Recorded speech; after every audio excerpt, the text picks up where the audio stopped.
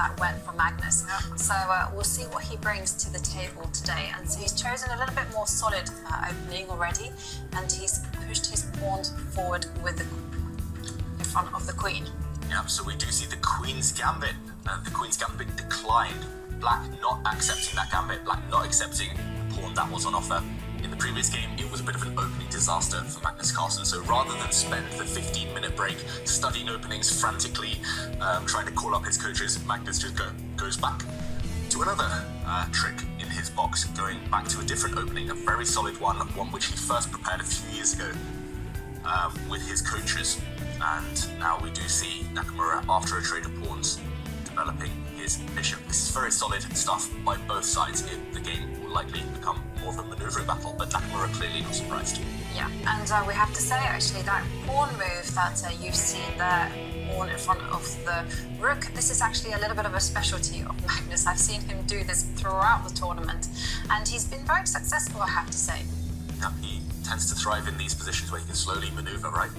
Where he can just slow down the pace of the game. He dictates the tempo, when to initiate action later. There, Black's bishop jumps out, attacking the white queen. Will White block that attack? Will White just move the queen? Nakamura slightly confused by that one, slightly surprised at least. And yeah, not just Magnus Carlsen using this with success. One of his seconds, one of his coaches, Niels Grundelius, Swedish #1, he has played this opening by pushing that rook's pawn forward on move 3. He's played that several times before as well. So this is well-known stuff up to this point maybe. And now Nakamura, how will he deal with that attack against the white queen? That's a little bit of an unusual move. You know, immediately I can check my database and I can see from there being quite a few games to suddenly there being just 2 games in the database. So this also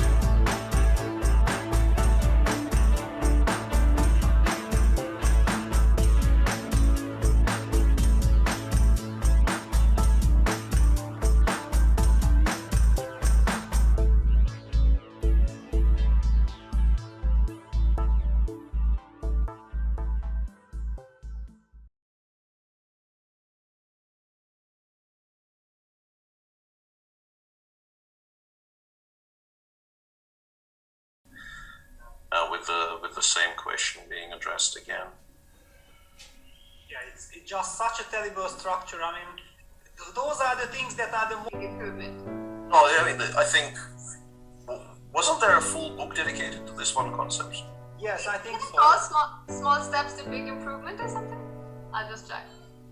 No, I thought, for some reason I thought there was not just a chapter, but Don't move back, yeah, or something Yeah. like this.